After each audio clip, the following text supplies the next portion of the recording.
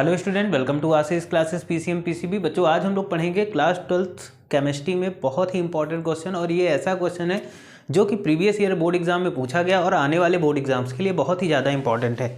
तो चलिए हम क्वेश्चन की बात करते हैं। बच्चों, क्वेश्चन हमें गिवन है, क्वेश्चन को बहुत ही ध्यान से पढ़िएगा। वेरी वेरी इंपॉर्टेंट क्वेश्चन है। इस क्वेश्चन को आप वेरी वेरी इंपॉर्टेंट और मोस्ट इंपॉर्टेंट में रखिएगा, ठीक है। क्वेश्चन क्या है बच्चों? एन एरोमेटिक कंपाउंड ए, एक एरोमेटिक कंपाउंड है जिसे ए माना गया है, ठीक है। On heating with Br2 and KOH potassium hydroxide. Compound A को हम क्या करते हैं कि ब्रोमीन और KOH यानी पोटेशियम हाइड्रोक्साइड के साथ हीट करते हैं, फॉर्म अ कंपाउंड बी। क्या बनता है? कंपाउंड बी बनता है ऑफ मॉलिकुलर फॉर्मूला C6H7N, जिसका मॉलिकुलर फॉर्मूला क्या है? C6H7N है। Which on reacting with CHCl3 and alcoholic KOH, जिसकी रिएक्शन हम क्या करते हैं कि क्लोरोफॉर्म CHCl3 और एल्कोहलिक KOH के साथ कराते हैं। Presence of fall smelling compound C। Right the structure and IPAC names of compound ABC। बहुत इंपॉर्टेंट क्वेश्चन है बच्चों, इसको बहुत ध्यान से समझिएगा, ठीक। तो बच्चों बात कर लेते हैं कंपाउंड ए की। तो हमने कंपाउंड ए लिया था बेंजामाइड। कंपाउंड ए क्या था? बेंजामाइड।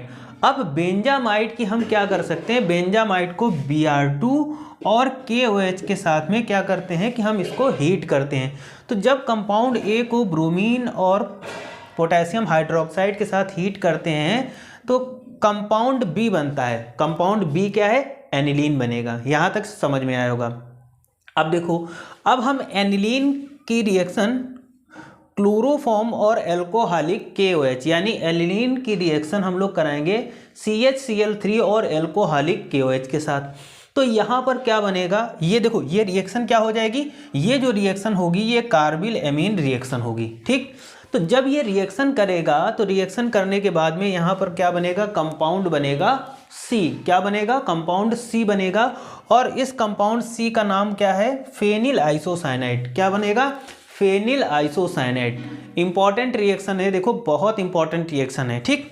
अब देखो हमसे क्या पूछा था? IPAC नाम। तो देखो कंपाउंड ए जो था उसका IPAC नाम क्या था? बेंजामाइड, ठीक।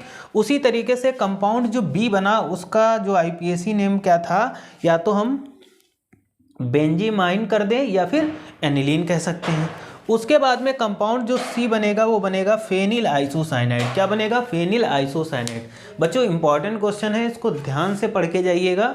बोर्ड एग्जाम में पूछा गया क्वेश्चन और आने वाले बोर्ड एग्जाम्स के लिए इंपॉर्टेंट क्वेश्चन है, ठीक है। तो इसको बहुत ही अच्छे तरीके से आप पढ़ लीजिएगा, अच्छे से रिवाइज कर लीजिएगा। Thank you for this class.